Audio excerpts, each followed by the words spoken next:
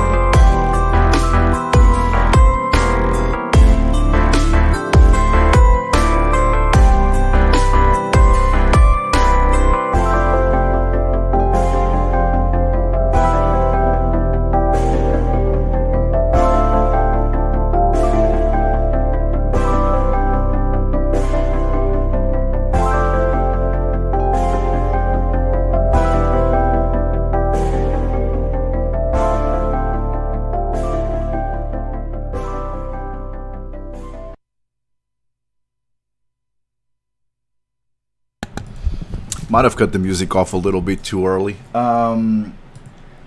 Greetings, everyone. Today is September 23, 2025. Almost all over the world.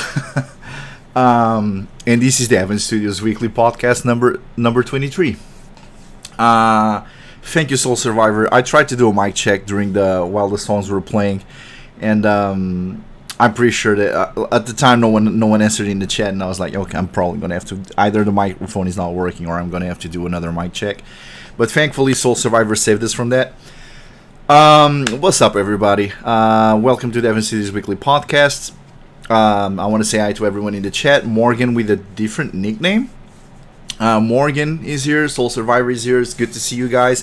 And to everyone not listening to this live, a nice welcome to you as well. I don't know if you guys noticed, but today I let the songs play a little bit longer And that had two reasons. One of them, I was eating. I still kind of am. And the second reason is all of those songs were songs that are going to be in Bloodlust. So yeah, obviously they're not similar to the Journey Abroad songs. These are more like cyberpunkish songs, and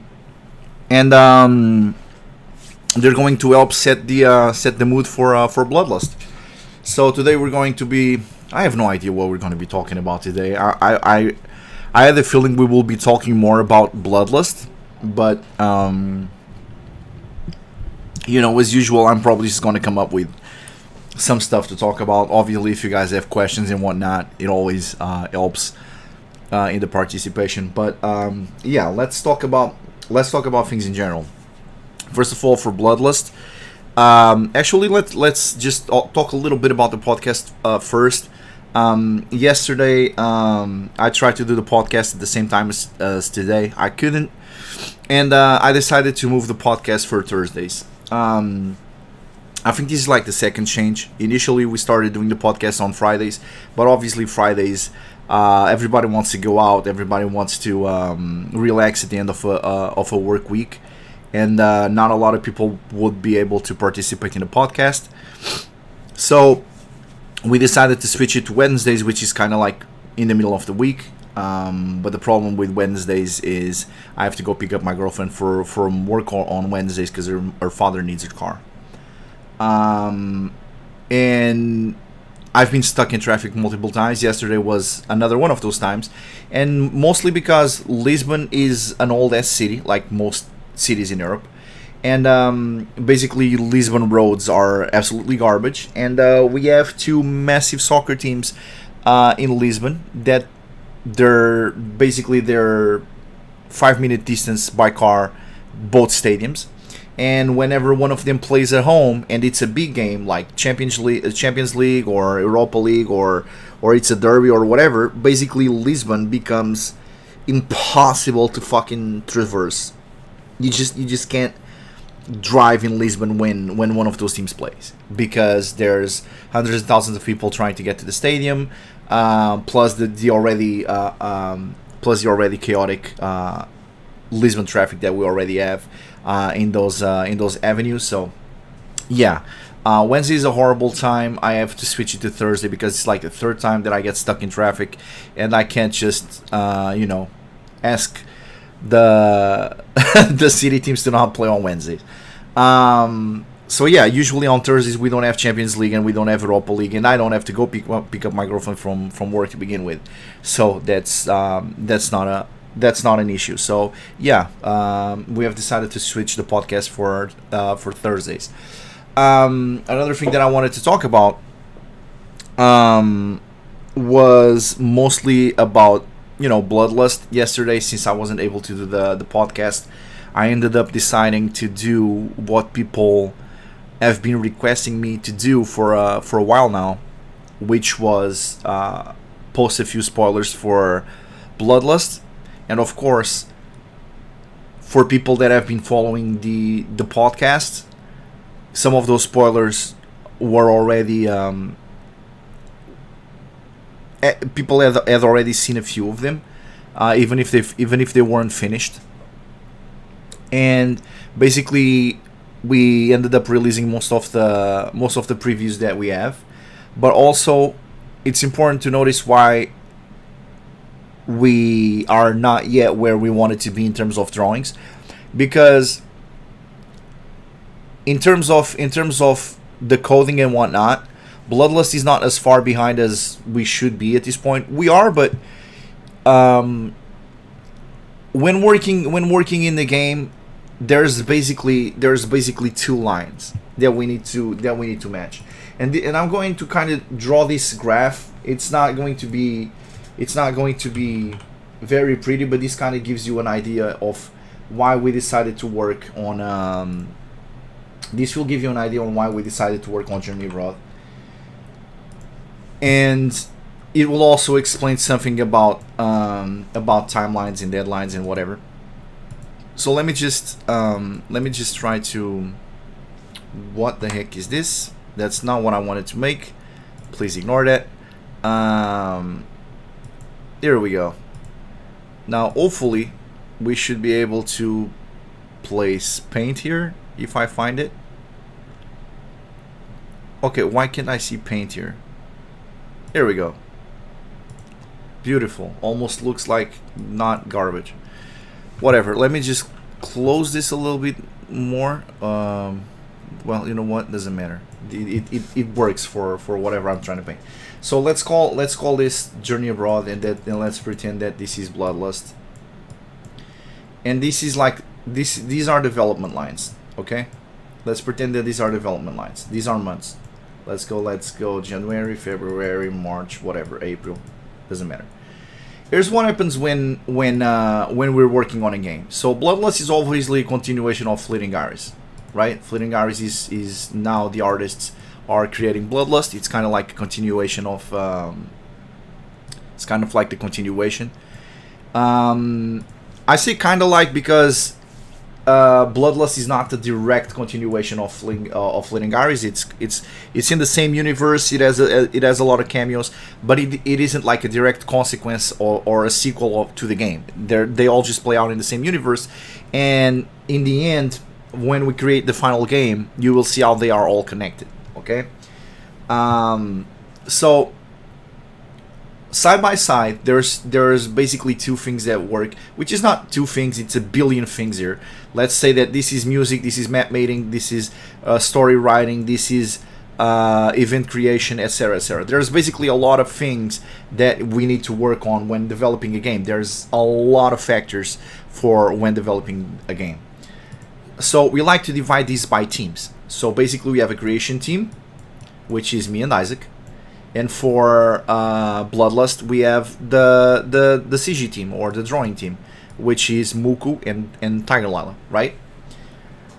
What the design team does, right, is Muku draws the outlines of the characters. Tiger Lila colorizes them. This takes a period of time, right? Period of time. Obviously. Everything else that you see here is either done and applied to the game by Isaac and I, and a lot of it is also outsourced. So just to give you an idea, the things that we outsource the most is the sprites that you see in game, the music that you hear in game, and obviously the scripts, which are the back end of our of pretty much all of our menus. Okay, some of them we purchase, some of them are free, some of them we outsource. We literally ask someone to make scripts customizable for us. Okay, all of that stuff we consider to be part of this time right here, the development team. Okay, so Isaac and I have to do the story writing, the event creation, putting the scripts in game, drawing the maps, coding the maps, picking the songs, putting the songs in game, doing the eventing for all of that stuff, edit some of the sprites, edit some of the CGs actually. Basically, there's a lot of work that goes into this, and we consider it to be this time, right? And then there's time where the CG team needs to draw whatever goes and fits, you know, the narrative, which usually means either the busts for the characters or the stills or the anti-scenes. Okay. Pretty obvious. The problem is, let's say that we pretend we want to release a patch in February, right? Let's say that the coding team is, we arrive in February, right? And we are able, we have everything ready for the release. But whatever we had planned for February, the design team is not quite there. We're like 2 or 3 scenes away. Right? Now let's look at this. Let's look at this yearly. Okay? Let's look at this yearly. We are ... Let's say August, September, October. Okay? I don't remember how long I had the burnout for. I'm still lingering on effects of it. But I feel like when it severely hit me, it was somewhere around March, April. and it took me out for like all this period, right? The thing is, during this period, supposedly, if we are both working at the same time, and I stop here and they continue working, by the time we get to April, they should be this whole period ahead of us. So the design team, the coding team, is going to be this entire period behind and trying to catch up. And this is a problem. The problem is, when it comes to working in games like this, and when it comes to having art in games like this, it doesn't always work like that. And in fact, it rarely works like that. The bottleneck for releases in almost every single aspect that I've seen, and I know countless developers that come to me for opinions, for suggestions, for whatever it is. I can name them. I won't, because it feels like bragging that you are helping other developers. It feels like bragging. But there's a lot of developers that are releasing games out there that come from me for all sorts of counseling, for all sorts of coding, for all sorts of suggestions. They ask me to play their games and tell them what's wrong, what I should improve. I can literally point out a few of these games, but I won't, because I know how people think, and I know some of you are going to pick this up and feel like I'm trying to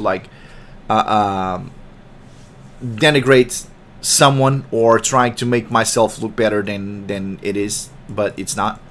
And I'm also currently at the point where I'm actually lecturing a bunch of other future developers, friends of mine, people that have met me online, and I've been giving people lessons. So I have come to the decision that I need to start a podcast, much like this one, and I will have to do it, I don't know, maybe on Mondays or something like that, in which I help people traverse the whole process, which is creating a game, how to put it on platforms, etc., etc. Because I've been having the same conversation with a lot of people about the exact same things. And I thought, if I just make like an online course, if I make it free, and I, instead of going like, let me try and start everything all over teaching this person, obviously one-on-one teaching is better, because if people have questions, they can ask them right away. And but if I have a podcast where I can just show people, okay, here's how you do it. This is the basic. This is the programs that you can use for creating the game. This is the programs that you can use for art. This is the upsides of this. This is the downsides of this. It's going to be a lot easier to teach people how to make games, and I don't have to be repeating this over and over and over. But this is just kind of like a segue to say, everyone that I talk about, usually the bottleneck ends up being in the drawings. For many reasons. If it's a drawing, like, if it's a quality drawing, I keep saying this, people expect caviar at the speed of canned tuna. And that's not a thing. Obviously, there's games that don't even have art, and they are still able to deliver. But if you expect a certain quality of art, and especially for people that love the art on Fleeting Hours and now Bloodlust, expecting the art to come out at a certain pace isn't realistic. Especially early on, there's added bottlenecks in the early part of development because there's stuff that you drop along the way. Okay, you're gonna need songs, but you're not gonna need as many songs. You're going to need menus, but most of the menus are done, which means both the back end and the front end of the menus, all the time that you spend on this crap is right over here on the early months. Most of the sprites, early months.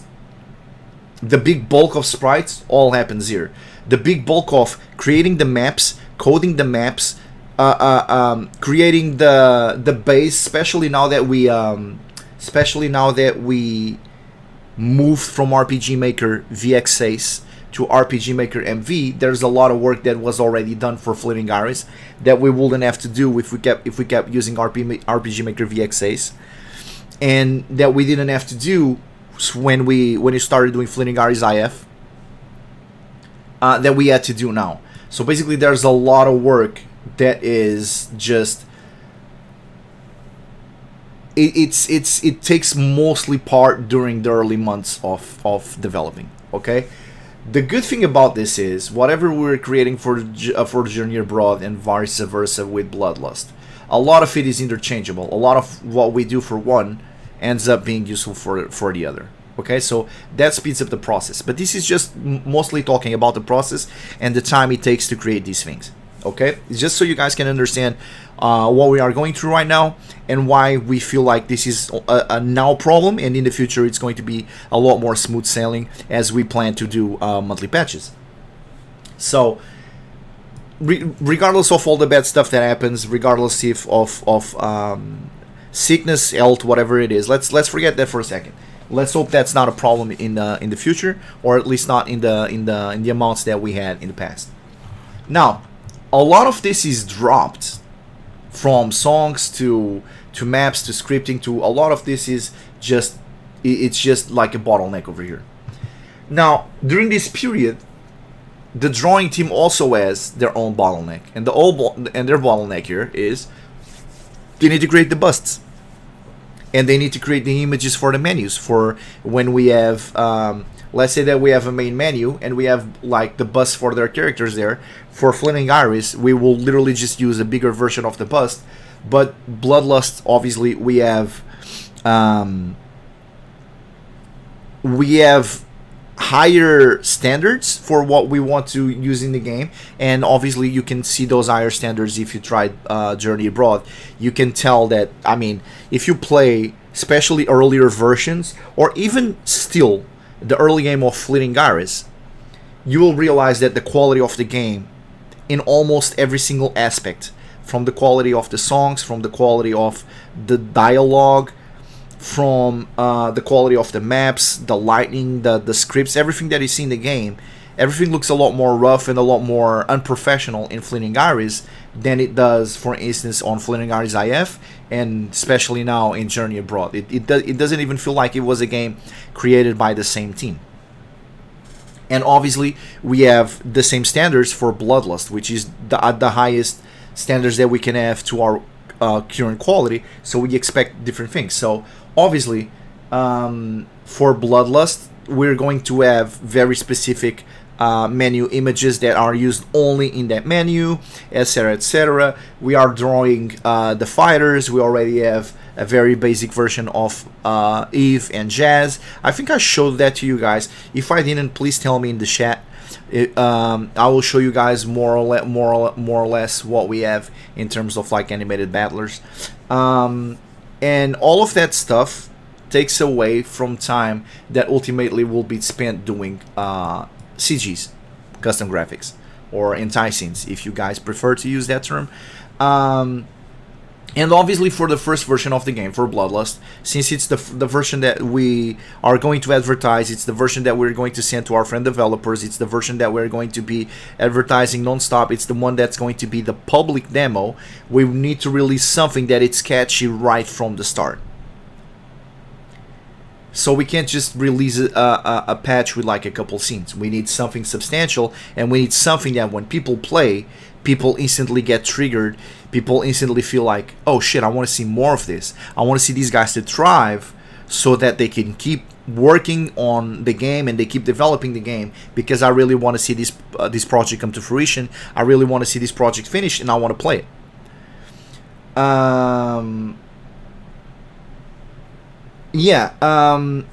Thank you, Morgan. So yeah, that's pretty much what happens here. We really want to do a patch that is incredible on its own, that it stands on its own, and that people play it and they go, this shit looks amazing, and I really want to play more of this in the future.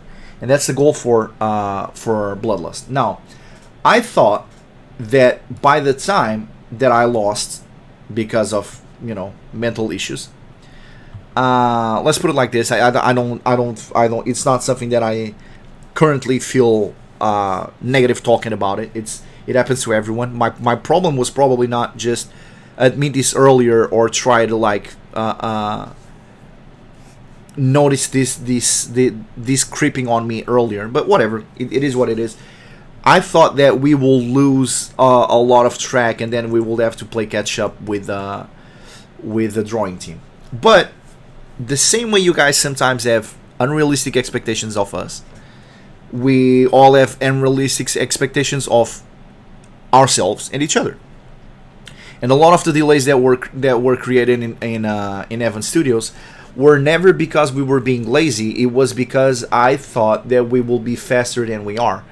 And usually faster than we are doesn't mean we go slow. It means that there's always room for improving stuff. There's always stuff that we are not happy with, and we go back and we change it. Rather if it's a story, rather if it's a dialogue. The Christmas patch is the perfect example of this. The Christmas patch was supposed to be a stupid patch where we would have like 4 or 5 scenes, all with Ayame. Basically everyone will get drunk, and we will have like non-story important scenes. Just, you know, the point will be Ayame is dressed like Mama Christmas, and we have Christmas songs, and there's sex. That's it, the end. Now, I know a lot of you don't follow Evan Studios because we deliver stories like those. That's not what we do. So what was supposed to be a short symbolic patch ended up being like a minigame in its own right, with its own story. And a lot of people played the Christmas patch, and they are already looking forward to the continuation of it. It ended up being a completely different beast than it was projected to be originally, right? And obviously, this happens in development all over. Now, when I say problems, let me try and give you an idea of what we consider like, okay, this is a problem, right? I'm even going to try and grab it directly from Discord. If not, I'll just pick up the images. But for instance, this is just we have a bust of Jazz, right? And this bust of Jazz, we have had problems with it for months, and mostly it's because the CG team is having a hard time just drawing the arms of the character in her base position, to the point where we have even considered changing the position of the character, because all the adjustments end up being something that ultimately I don't give this seal of improvement, so to speak. And sometimes there's previews that I see that look good on an angle or on a certain sorry. They look good on an angle, but they don't look good on when you switch, like let me just mute this. Sorry. When we switch assets, for instance, every character has a bunch of different face assets, right? Now, Jazz has went through a lot of changes during your conception, and the problem with her arm is this. We have here I have the feeling of, okay, I'm going to try and do this without showing the adult stuff, because obviously, you know, YouTube might not think it's very good. But whatever. I'm just going to show this here, and it's going to be what it's going to be. And since I have paint, it's going to be perfect. Now, we have had a hard time doing the position in which Jazz is grabbing her waist with both arms, to the point where we've already tried to do this, but the approaching angle of the character always felt like really odd. Really odd. This has borderline nudity, but not. We've been trying to fix this angle, this whole situation for a while now, and ultimately it came to this, and it doesn't look good in my perspective. Obviously, when it's, for instance, let me give you, we did this bust and in this position she has no problems, she has no issues. But the character, depending on her expressions, is going to have different animations. Something that we didn't have in Fleeting Iris. I am always had like the same bust, the same whatever. We're going to have the character like in an explaining position. Depending on how they talk, they're not going to be like, the bust is not going to be like not moving, right? It's not going to be like the same static bust for all the expressions. That looks weird. People move their hands. People, and obviously for us, immersion has always been something important for our games, considering the type of game it is. And I feel like these small details are sometimes a little goes a long way. But the problem has been not just this specific bust. Oh, here we go. Here's an example. Like, you might not think so, but we thought this looked like incredibly weird. Like, this arm looks really big. The approaching angle of this one, it looks really weird. The way that the hand sets the way the hand sets down over there, it looks weird. Like, there's a lot of details that originally they will work, but we feel like we will keep looking at it while developing, and it just keeps annoying us constantly. Like, for instance, the same thing happened with Brett's character. Basically, at the end of the day, we ended up asking AI to fix. We ended up asking AI to fix the bust so that we could redraw. And yeah, like, this is just so you guys have an idea the amount of time that we spend. For instance, this was the perfect example. Brett, when it was made originally, I looked at this picture and I saw, I didn't see much wrong with it until we tried to put a shirt on top of him. And when we tried to put a shirt on top of him, you will realize that there's a lot of chest over there, and then there's very little chest over here, and it looks very like shifted towards one side. And then we went over this for a long time. Like, look how it ended up looking. It ended up looking like this. The problem was obvious. We were discussing like lengths of whatever, length of this, length of that. This is just like a bottleneck where early on, you'll lose a lot of time working on details like this. And then eventually we asked the AI to kind of like, hey man, kind of like imagine the character in this position. And the AI kind of drew the character. Oh, it should look more like this. And then obviously with the information from the AI, we were able to make the adjustments and the character looks a lot better. And this is just an idea of a bottleneck where you're going to spend a lot of time, is sometimes just imagining like the angle of a character, this, that, whatever. For Brett, this wasn't a big deal. Sometimes, most of the times, we try to overlook. We don't want things to look perfect. We just want things to look good. Oftentimes, we end up overlooking it. We don't care. But when there's some details, there's just some details that personally we can't overlook. Like the detail on this arm over here is just, yeah. So this is one of the things that we have been trying to fix for a while now. We spent a lot of time on details like this, and honestly, it's not the only one. There's characters that the CG team is able to like right away nail the first time they do it. The first time they draw the characters, they nail it. They're perfect. No adjustments are needed. The same thing happens to CGs, but CGs are easier to do because they're not going to be used a lot of times during the game. We are not going to be using it as the base for a character and whatnot. But busts are something that if you don't get it right the first time, you're probably just not going to get it right, because the bust is what we are going to be using as the ruler as to what to follow. And so when that happened, I was like, okay, I just generated thousands and thousands and thousands of AI images to try and kind of get like even Chat GPT drawing at an angle, right?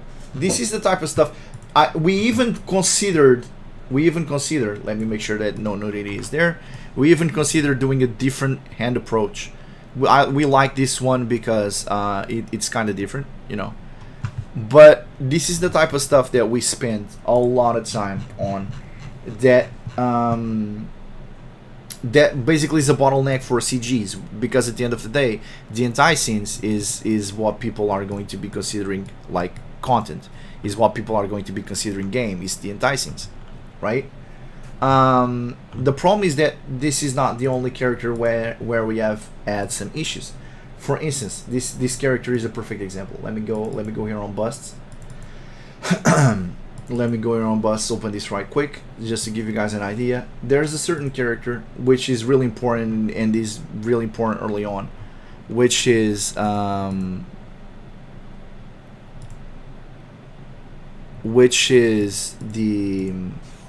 landlord.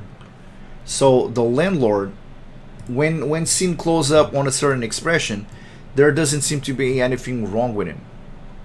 The problem is, when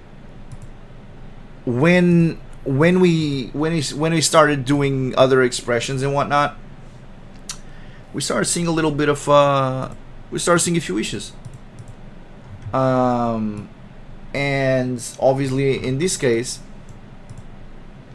it looks like his eye is running away to is running away somewhere. Now this is a detail. This is the type of detail that I don't notice. Like I might not notice the first time I look at the character, because with eyebrows like this and whatnot, it might actually look good. But now it feels like this entire area, there's like a massive gap here, and this is like right on top of the nose. This is right on top of the nose, and the character is not tilted enough to the point where you consider this like a glass eye effect, and it doesn't even have glass eye effect, because this eye is exactly the same size as that eye. These small details might not be annoying to you or annoying at first, but when you have to work with the character constantly, daily, and you have to look at this character and you have to write this character and you look at these details, it's kind of like, no, this doesn't work. Obviously we went to try and do fixes for it. This was me just trying to, for instance, obviously this is not drawn, this is just me trying to show the CG team what I meant by it, which means in this case I was kind of pointing out like this eye needs to be a little bit bigger, it needs to be a little bit more centered, you know, all of these details that are used mostly early on, massive bottleneck. So this to say, because of this stop, I thought that we will be playing catch up to the drawing team, but nope. The time that I expected us to have to take from a point to another point over here, it's taking considerably longer than I originally anticipated. So why at the end of the day did I decide to start creating Journey Brother? You know, at the end of the day, why did I start creating Journey Brother? Because whether I want it or not, whether I like it or not, this over here on both on we also have obviously a drawing team and the creation team. The only difference is if we put this by colors, it kind of works like this. Let me try and get rid of the fleeting hours. Okay, if we work this by colors, it kind of works like this. This creation team is the same as this creation team. This design team, which is Team Green, it's Scarlet N, is not the same as this design team, which is Muku and Tiger Lila. Usually, what happens here is that this team takes considerably more time to finish the same amount of work that we need for here. Not the same amount of work, but we need to do, for instance, a week of gameplay, right? We take like 2 weeks to create a week of gameplay.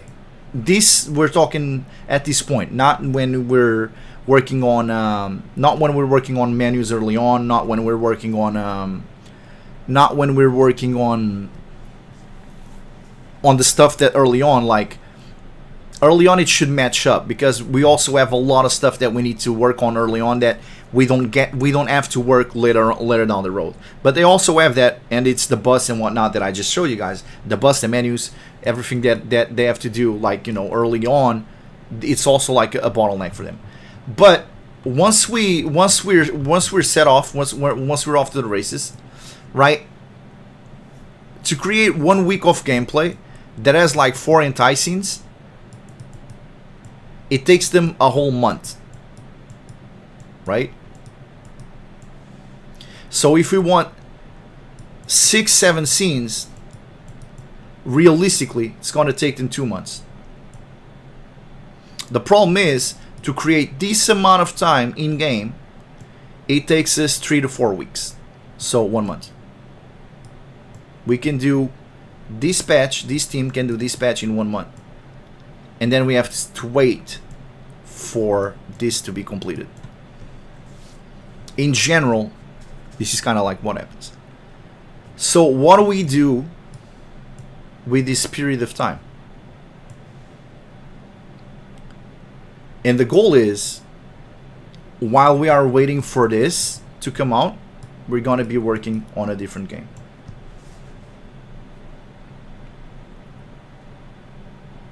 That's more or less what we decided to do to create another game. And this is for many reasons. We can practice stuff over here. We can just practice, or we can try to move on and try to just do a bigger chunk of the game earlier on, and whatever it is. But if you don't practice during this period of time, or if you're just waiting for scenes or whatever it is, you start losing the speed, you start losing the expertise, you start, you know, the more you work, the fresher you feel, the more, you know, the more competent you are. If we are constantly working, regardless if it's one or the other, if we don't have any downtime, we work a lot better than having to wait. And this is kind of unavoidable. This is for almost every single developer that I know, regardless if they are doing 3D CG and they have the if they are doing the S3D and they have to wait for the drawings. It's always an issue. You will see a lot of developers saying, I will be able to deliver patches faster if I have a better graphics card, etc., etc. It's always this. It's because the drawings usually take the most time. And it's definitely going to keep being like this, because to a certain level, I would say, especially for weak writing, AI can do most of this. AI can also do most of this. The problem is, with human adjustment, you won't even be able to tell most of the times that a lot of what was done here was done by AI. AI, you can go on ChatGPT right now, you can go on Gemini, you can go on X, or on Grok or whatever, and tell them, simulate a conversation between two people, this person is like this and this person is like that. And you're going to get like kind of shitty, kind of non-natural, whatever it is, but you're going to get a conversation out of here, right? You can get AI to draw, but you will have to do significant edits to AI for it not to look AI. You know, AI is still very, even though it's able to draw in different styles, it's almost impossible to like explain why, but it's almost like we can instantly tell something was done by AI. It's the way things move, or the way it was drawn, or whatever it is. It's kind of like it misses like human flaw. It kind of misses imperfections. It kind of misses details, right? Or lack of. and you're easily able to tell something was done with AI. So AI can't do much for this, because you're going to need one of two things here. For most cases, you're going to need either incredibly processing power for doing the 3D art, or you're going to be needing a lot of drawing. You're going to need people that draw. You're going to have people need to color, need to animate, need to do all this stuff. And this is simple. This just takes more time than this. It's very rarely, very rarely, and I'm saying rarely. I can't even consider. I can't even think of one example. I'm saying rarely, just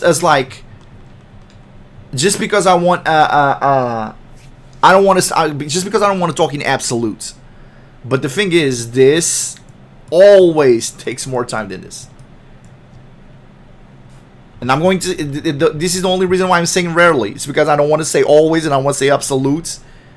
But in my opinion, it's always. And from my experience, it's always. This takes more time than this. Period. The thing is, if we get another team of this, essentially we could do two things. Either we could get, and we have tried this. We have tried 4 different people. We have tried countless different animators. We have tried a lot of different people to be able to either draw or color in the style of this team in the past. There is even one very specific scene, which is I Am Showering, that is in game, that was initially created by another person but severely edited by Tiger Lila. So Tiger Lila added a scene originally. Some of you will probably remember that we went back and we edited and improved some of the old scenes in Fleeting Iris. And the shower scene was originally one, and we wanted to improve it. So Muku created an outline, and Muku gave the outline to this person, and Muku said, try to improve it, try to draw it in your own style, but also remember that it needs to match the quality and the style of the scenes in the game, because I know there's a lot of games out there that have multiple artists, and you can tell that there's a lot of different artists working on the game. And we were like, listen, try to do this in this style. Tiger Lila spent a lot of hours teaching this person, telling him literally what colors we were using for this, for that, for whatever. Basically just teaching them the whole process, and it didn't come out similar. So after severe edits, the scene was edited to the game. The thing is, we can't find this, and right now, even if we could, we cannot afford this. Period. We can't find this. We cannot increase this team. We have tried many times increasing the size of this team. We cannot. We can find people that can draw in Muku style, and we cannot find people that can color in Tiger Lyle style. And we hope in the future that AI can kinda like help coloring our scenes. Right now, we can't, because it's just not there. It can color, it can make it look good. It's not the same, and we don't want to look like a WoW character with different matching gear, where with like green arm protections, and then pink pants and bright yellow shirt. We don't want that. Fleeting Iris looks like looks very characteristic, right? It doesn't mean that it looks better or worse. For me, I love it, but it has its own unique quality, right? Yeah, like Morgan said, unique style is a blessing and a curse, and it is. It's really hard to replicate, and there might be people in the future that are able to, but we haven't been able to do that. Vincent said, feels more like a personal nitpick rather than a real issue. Well, you see, I'm the director. Everything is a personal nitpick. Everything in the game. I could literally just release a game with shitty quality dialogue, RPG Maker base music that is not original or made for our game, with a bunch of grammar errors, and be like, it's my personal choice. Like, if you're going to say that something that the director decides, or something that the director decides that is not good enough, is a personal nitpick, I mean, yes, everything in the game is a personal nitpick. I'm the creator, I'm the director, everything in this game is a personal nitpick. If I don't like someone's eyebrows, if I don't like someone's hair, if I don't feel like a character looks the part, you know, they're all going to be personal nitpicks. So if the arm approach of a character for me looks weird, yeah, it's going to be a personal nitpick. If it's the eye that looks like it's offset, for me, it's going to be a personal nitpick. Oh wait, you're saying you wasn't referring to that?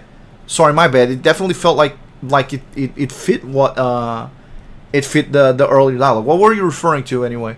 I will reply once you let me know. My bad if I misconstrued what you were saying. So yeah. So what is the solution? We want to create. They also want to create, obviously, but they're trying their best. That's the point. They're trying their best. They just can't do the quality that they do at faster speeds. But we as a studios, we as a team, we as whatever you want to, like, you know, however you want to interpret, we want to create. We love this, and we feel like every time we're not creating, we start getting stressed, we start getting anxious, we start getting like, oh my god, please just send me the scene so I can start putting that in game. And you know, so what we need to do is, we're short on cash, we have some free time. How about we do this? We work 1 month here, 1 month here, 1 month here, 1 month here, and the teams are going to be like, they're going to be spending 2 months here, they're going to be spending 2 months here, they're going to be spending 2 months here, and this is going to match like release here. Now they're going to be working on this. While they're working on this team is working on this, we have a release there, right? So we have alternating month releases, which gives these teams, instead of 1 month to work on stuff, gives them 2 months to work on stuff, and we can finish our part and move on to the other side. And this is the ultimate goal, to why a lot of artists decide to start working on 2 games. Now, obviously, and I won't hold it against you if you think this. Obviously, there's people that do this for cash grabs. Like, I'm already making money out of there. What if I work on 3 games and I'm making money out of here, some whatever different game, and another different game? Sure, obviously that works. The reason why, but the thing is, when they do this, sometimes it's even one person doing everything in the S3D or using the same artists or whatever it is. So they're bottlenecking all the assets. They're just splitting it 3 ways. All the assets, which means this causes delays here, and this causes delays here, and this causes delays here. And the people that were originally, let's say that this is the original line, because this is the Fleeting Iris line, the people that were originally supporting you for this feel cheated, because now you're working on BS game, Bloodlust game, and Journey Abroad game, and you're bottlenecking all the resources, making this game right here, the one that people originally supported you for, come out 3 times slower. We did this because we don't think that this causes delays on this. And the reason why we decided to use two patrons is because this person gets paid out of a pocket and this person gets paid out of a different pocket. The thing is, if this money makes a lot of game, we can raise this person. If this game makes a lot of money, we can raise this person. This is our goal ultimately as a team, is to grow together. Even if this game is not doing as well for a while, but this one is, you know, this game can support this game. Because ultimately, at the end of the game, at the end of the day, what we want to do is create games and deliver games to you guys. That's it. And this was the reason why I decided to work on Journey Abroad as well as Bloodlust, and also because we had ideas. I have a lot of ideas. I could spend the whole day just telling you guys ideas for the games. Sometimes from other people's IPs. If you guys have the ideas I have for Final Fantasy VII to reimagine the game as an anti-game, or for Naruto, you know, I had so many games for Naruto with a character that had like a super like a super powerful renegade, and this character was, instead of like trying to control the world by war and whatnot, was, you know, just hypnotizing the women to kind of like democratically win over the big villages and whatnot. I have a lot of ideas. Some of them might not be great, but I have a lot of ideas. Obviously, the ideas for the other IPs, I cannot commercialize them, but I still have the dream of releasing them like AI wise or whatever for free, and allow it, just, you know, work on it as a parody, and to release it for free online. And for a while, I've been wanting to create a story of a game. Like Bloodlust is part of something that I want to create as a series, because it's not just Fleeting Hours and it's not just Bloodlust. It's the whole idea. I'm super excited to work on the whole Unlucky Chronicles world. I'm super excited for the zombie game. Like, so excited. I really want to start working on that one. But I also love working on Bloodlust. But a part of me is so passionate to start working on the zombie game, because I have so many great, I feel like, amazing ideas for that game. And I feel like it's going to be interesting in all aspects, in terms of like both gameplay and the entire portion of the game. But I've also been, for a while, you know, conditioned to consider the idea of a game where you're kind of a nerdy guy that no one likes, with a soggy personality, young, naive, kind-hearted, and then you turn into a hero, and basically all the characters in the world end up falling in love for you, like the typical RM game. I've been dreaming about the game, about someone just having like a glow up and beating adversity with realistic characters, a game that actually evokes emotions, where you actually play the game and you know, you relate with the characters, and you actually have the characters growing to you like people that you actually know. I've been planning to work on a game like this for a while, and this was kind of like my outing to do it. It was, I need to find a different artist that won't take away from this project, and maybe work on this. And since it's kind of like more of a westernized story, let me look for a more western artist. And that's when we found Scarlet Ann, and it was amazing. And we already have art here, enough for maybe like 2 years of development. We just need to pace ourselves up. But yeah, it's going great on this regard. Now we're working on Bloodlust, and let me just see what Morgan said. Oh, I thought it was Vincent replying to what I said earlier. Again, my bad, Vincent, if I misconstrued your idea. I really don't want it to feel like an attack. I'm just saying that everything in this game ends up being a personal nitpick. But my bad if I'm not addressing the right thing. Morgan said, basically 2 games helps giving time to both our teams to work instead of waiting for one team to finish while not developing in the meantime. That is exactly what it is. That is exactly what it is. Because if it's not that, what ends up doing is me guessing how long it will take them to draw. Every time we fail here, and there's scenes. This usually goes bad in 2 ways. Either I force out a patch over here that has, again, personal nitpick, but I see the scenes and I see like poor quality, and I have shown in the past how many times I filtered scenes, right?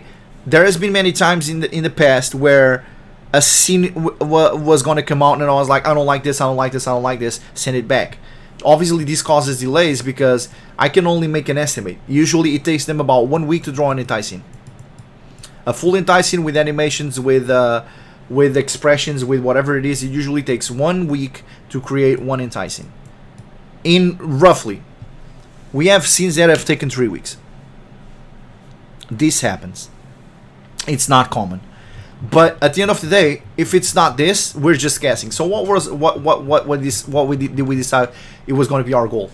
Instead of trying to do by volume, like 8 scenes,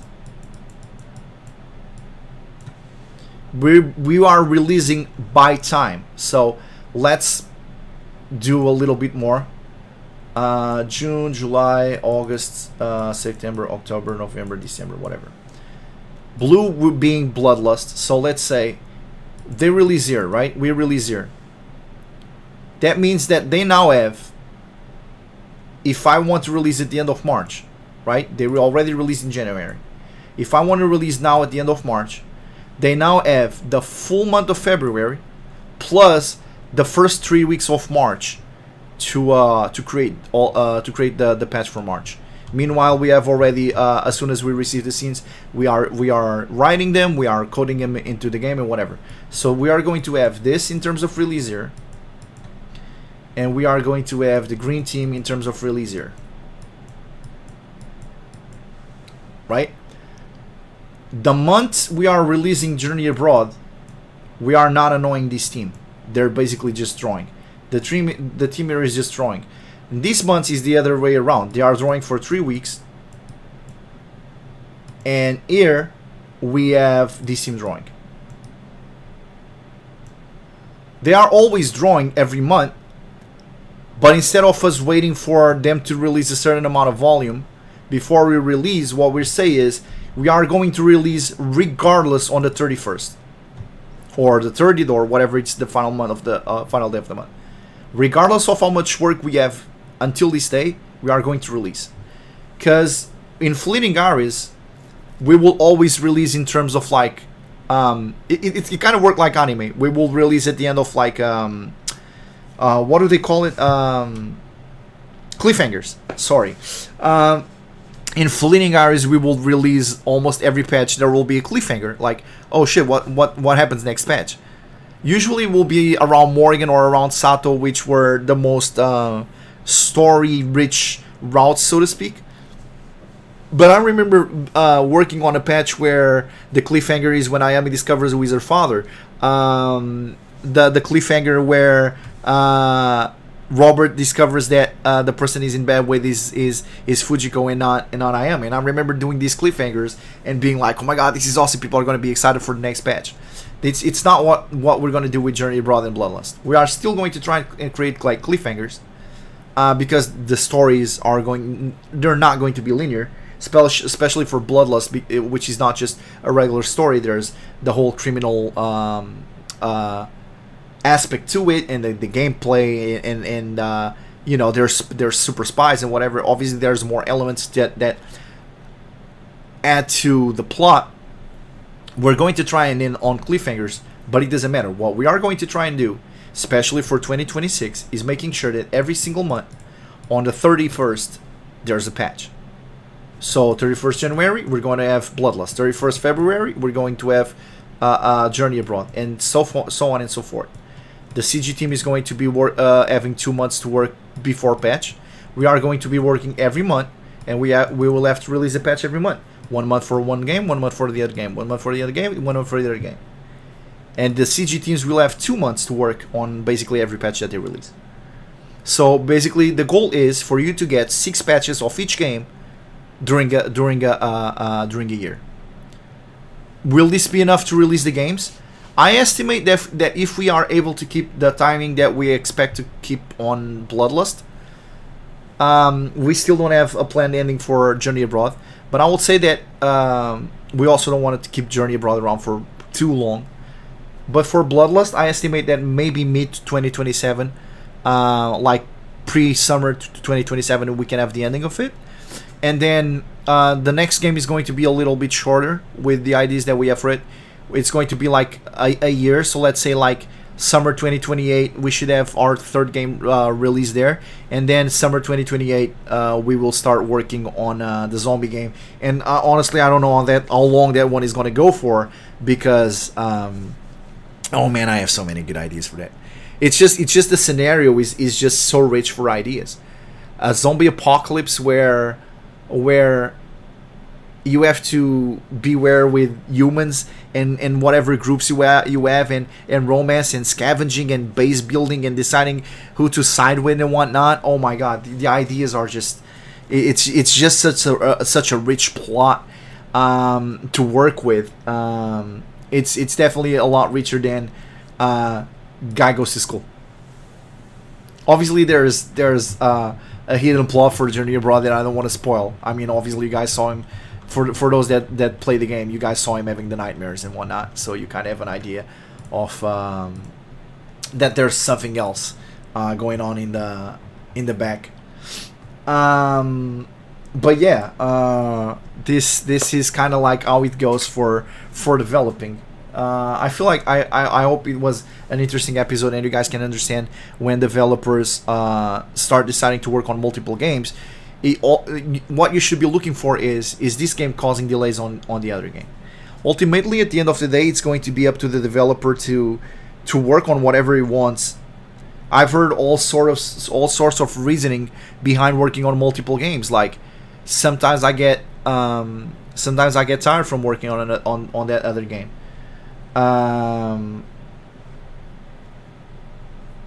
Okay, so Vincent said, "I'm sorry, I'm not trying to be a dick here, but wasn't the plan of one patch per month meant for this year by our own words? We're in October and we haven't even got one patch of Bloodless yet." Okay, so again, I'm going to explain what happened. Obviously, that was the original plan. The problem is the initial bottleneck that we expected for Bloodlust ended up being a lot bigger than we originally intended. We ended up adding more characters than we originally planned. And we figured that even if we didn't add those characters, we still wouldn't be able to hit the deadline. So what we decided was, let's focus on getting the bulk work that is going to be a bottleneck for later down the road. Let's try to solve all that issues. Let's try to solve it all here. Because we could do like Fleeting Iris and just present characters as they go.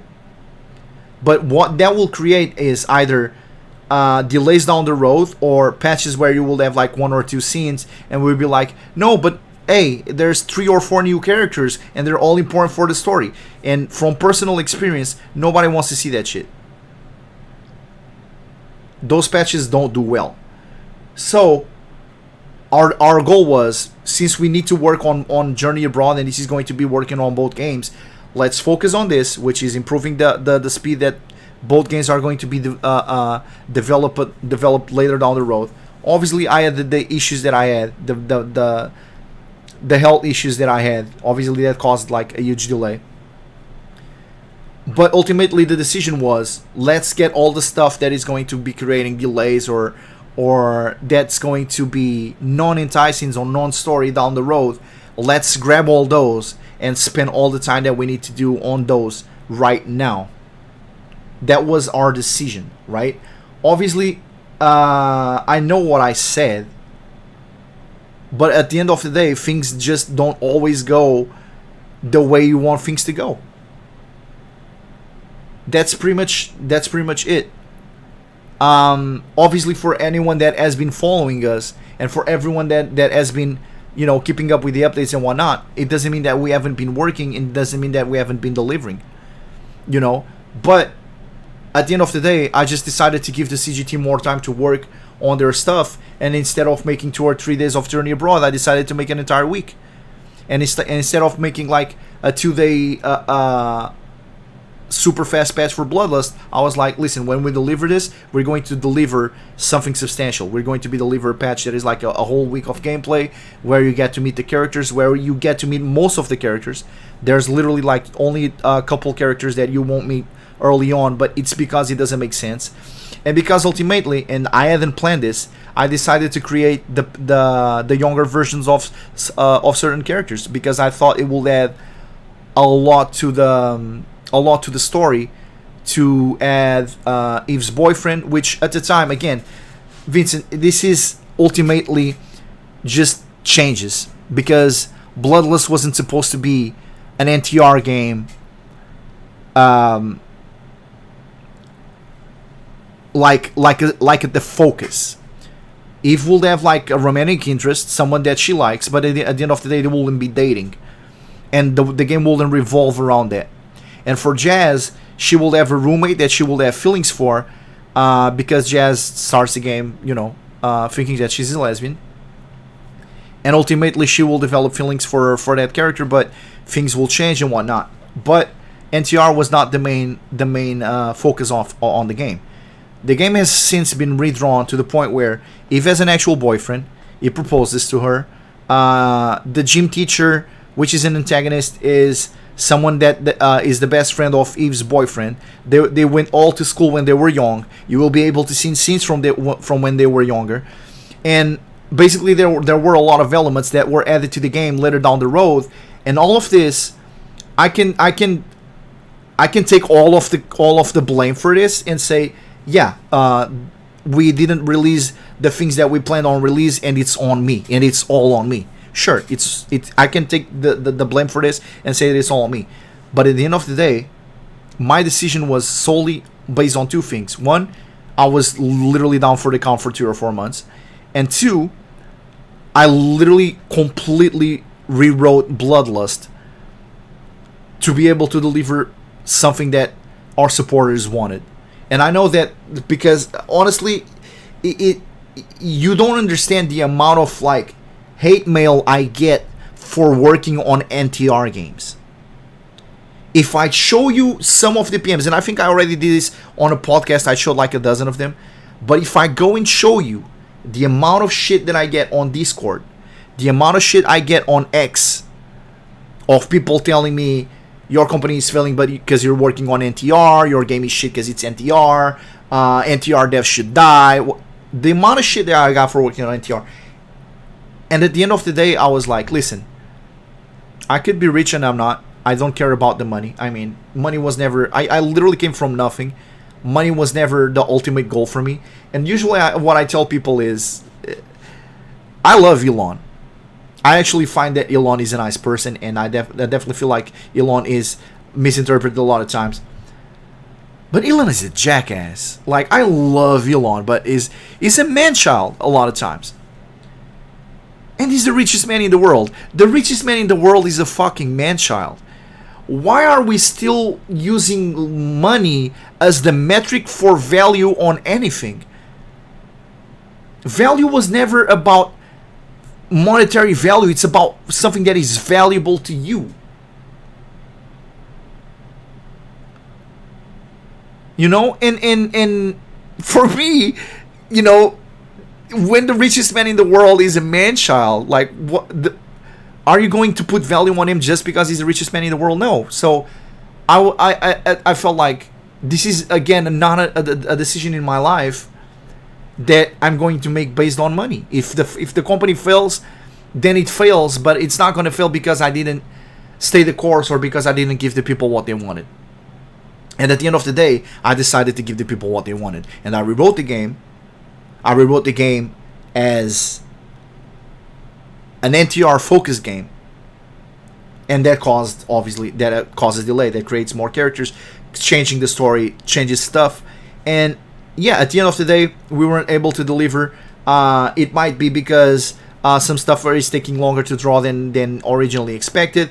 It might be for a million reasons, but at the end of the day, I'm the guy that is, you know, steering the ship. I take all the blame. If you want to blame it, and you know, regardless if you sound like a dick or not, you know, I'm gonna leave that to interpretation to whoever is reading. It's kind of like not trying to sound like a dick is kind of like saying, you know, don't take it personal, but or you know, the lines off. Let me excuse myself for what I'm gonna say. And for me, you're not sounding like a dick, but obviously this is going to be up to interpretation of whoever reads. Now, you're saying that Twitter, Discord, and Reddit opinions don't matter, but the problem is a lot of those opinions are from people that follow us, from people that wish they could follow us because they feel like that we are good developers, and at the end of the day, they were like, yeah, you know, you're a great developer, but you will be a better developer if you didn't do NTR.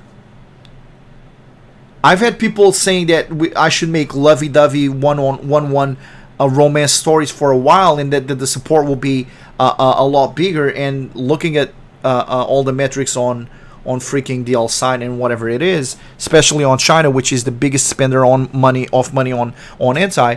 Sure, all the metrics point out to that, but that's not what we are, and that's not us. I'm already working on Journey Abroad, which is something different for different people. And trust me, that took a lot of maybe because I blocked a lot of people, but that took a lot of heat for my back, because now there's people there that there's like, oh, he's working on something that is not NTR. But at the end of the day, I started Fleeting Hours as an NTR game, and we got our crowd and we got our supporters mostly because we worked on an NTR game. And if this is going to be a sequel, I know it's going to piss off a lot of people. I know it, but it's going to be an NTR game. It is what it is. And making these changes, I mean, we are human. I am sorry there were delays. I am sorry we weren't able to release a patch every month. I'm sorry people that are waiting for Bloodlust had to watch Journey Abroad get a release every single week for like a month and a half straight, while Bloodlust was not getting releases. I understand that it is frustrating.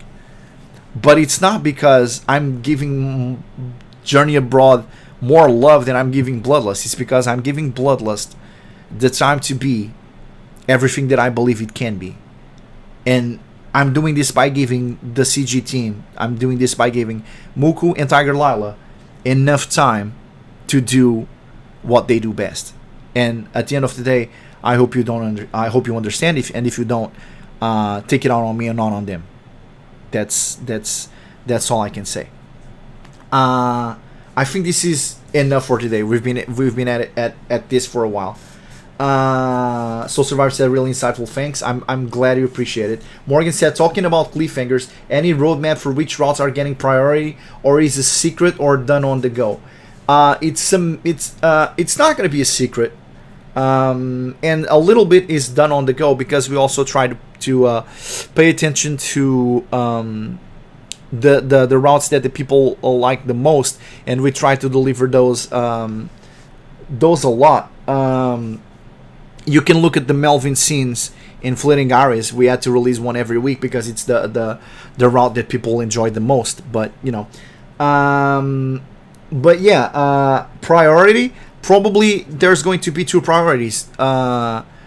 There's going to be the school principal, because he's going to be directly tied up to the whole criminal stuff.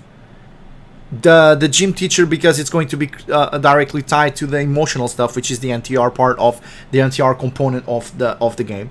The landlord is also important because he's tied to both, and we will have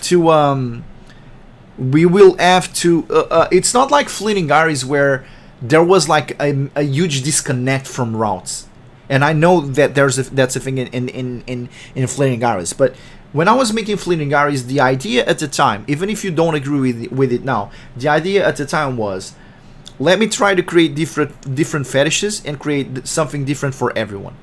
It's still going to be NTR at the end of the day, but it's going to be different in the way that it's delivered. One is going to be about swingers, one is going to be about doctor, and every route should play like its own game. That's why there's like a story disconnect on Fleeting Hours. The idea was kind of like something that you will see out of like an Acerola games, Saboten games, whatever. That's not going to be the case with Bloodlust. With Bloodlust, there's a big story. There's characters that are interconnected, and the story is richer, and everything has like a more direct impact on the characters and on each other's. It's all connected. So seeing the game as different routes, as you will look at like Fleeting Hours, I will say right now, just from thinking about it, it's not the correct way to look at the game. Don't look at the game as different routes. We have different characters. Some of them have their own scenes and whatnot, but they're all interconnected. To a certain extent, all of the scenes in the game and all of the characters in the game, it all happens at the same time, and it's all very connected. All the characters know each other. What you do with one character has an impact on what happens with another character. The NTR is going to be a lot more prevalent. Like I said in the past, the Eve's boyfriend, Eve's fiance, is going to be around a lot more. There's going to be distrust. There's going to be lack of confidence. All of this is going to be very impactful. Everything that you do in our route, and I say this with air quotes, everything that you do in a route is going to affect the game directly. So it's not multiple routes, it's multiple characters, one route, is how I will explain the game to be. So I'm sorry if it's not what you wanted to hear, but all of the characters are going to be important. All of the characters are going to have multiple scenes, and so far the ones I write, I really like them. I'm not adding any of the scenes just for the sake of adding scenes, which we did in Fleeting Hours. We were really trying to make a rich game with where everything happens everywhere all at once, but the anti-game. For Bloodlust, it's kind of like every scene kind of improves a character or the plot or as something very specific, very fetish about it, you know. You said that the first patch will have a decision. Without spoiling too much, maybe give an example of how it will affect an ending or route. So there will be moments in the game, and like honestly, let me just do this for everyone else that doesn't want to hear the spoilers right now. Thank you guys so much for listening to the podcast. I'll see you next week. It's been like an hour and 15 minutes of podcast and a little bit more of music. We've been live for almost an hour and a half. If you guys don't want to hear minor spoilers, that will be the time. I appreciate you guys so much for listening. If you want to stick to the end, note that there's going to be spoilers now. When you reach a certain point in story, you will see that the gym teacher recognizes Eve, and he hints that they have had a certain type of like connection in the past. And on those moments, you will see kind of like a reminiscing moment where you see young Eve, and depending on the decision that you make on young Eve, you're going to get two entire scenes. One will be as young Eve, and one will be young. Don't worry, it's young. She's 18. She's just got to college. She's legal. One is young Eve, and the other is adult Eve. And the decision that adult Eve takes is made by young Eve. By whatever you decide to do with young Eve is going to change how young Eve thinks and feels and acts. That's one of the changes. Also, for those that saw the spoilers yesterday on Discord, there's a scene that Eve catches someone. So what happens is, when Eve is showering, the landlord, the landlord is watching her with a camera, right? Later down the road, you find out that the landlord is an informant, is someone that you have been in touch with, but you never met personally. And when you go and meet him personally, you find out it's the same person. And there's a day where Eve is hearing a lot of noise, and she's going to the landlord's house, and when she looks through the window, is basically masturbating to her scenes in the shower. And that's when she finds out that he has a camera on her shower. And at that point, you can either confront him about it, and you can kind of like end the route there, or make it harder for scenes to develop in the future.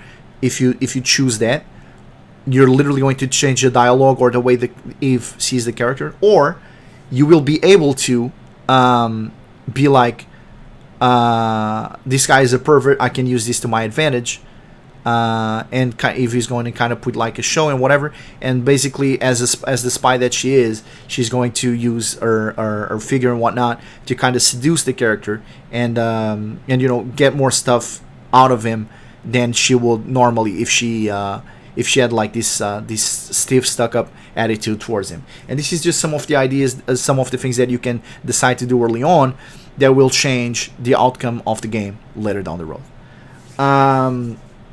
So yeah, that's it. You can basically avoid all of the anti and all of the stuff in the game. You can play the game as natural as possible. Basically, just don't lose fights. Don't let the enemies grab you for too long. And always make the smart decisions that a normal, rational human being would have made when being confronted with those situations. And that's pretty much it. And those are some of the decisions that you will have to make early game. This is it for today. I hope I didn't disappoint anyone, and I hope you the podcast today was a nice eye opener to what the reality of development is. Again, I promise I'm not giving Journey Abroad more love just because we've been delivering like weekly patches. It's not that. A lot of the work that we're doing on Journey Abroad will be used in Bloodlust. It's just that, you know, we're trying to give Bloodlust enough time to shine, and we're trying to get the scenes and the characters and the busts to look as great as we think that they can and the game deserves to be. Because if there's something that I learned from Fleeting Aries is that all the stuff that you look at it and you're like, we'll fix it later never arrives. It's kind of like those people that say, hey, sorry man, I've been meaning to call you but I haven't had time. That's bullshit. People that like you, they will find time for you. People that don't like you, they will find excuses. That's it at the end of the day. But don't worry, I'll always make time for you guys. I hope you guys enjoyed the podcast. I hope you guys learned a little bit from it today.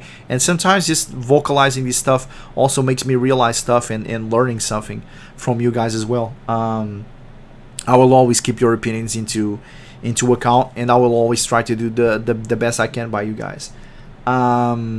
Let's just hope that when the game comes out, that it doesn't defraud your expectations. We're really trying our best here, and I know the CG team is doing the same as well. We just hope that all will be worth it in the end. My voice is already going. I'm incredibly tired, but I'm glad we were able to do this podcast today. Sorry, I wasn't able to be here yesterday, and this is, you know, not up to schedule, but you know, it's life. Almost nothing is according to schedule. I appreciate you guys so much for showing up time and time again, and for all the support and all the kind words and everything that you guys have been giving us and allowing us to do what we do. I really have no words to express at this point. I appreciate you all so much. As usual, much health, much fortune, much love. I'll see you guys next week. Take care, everyone.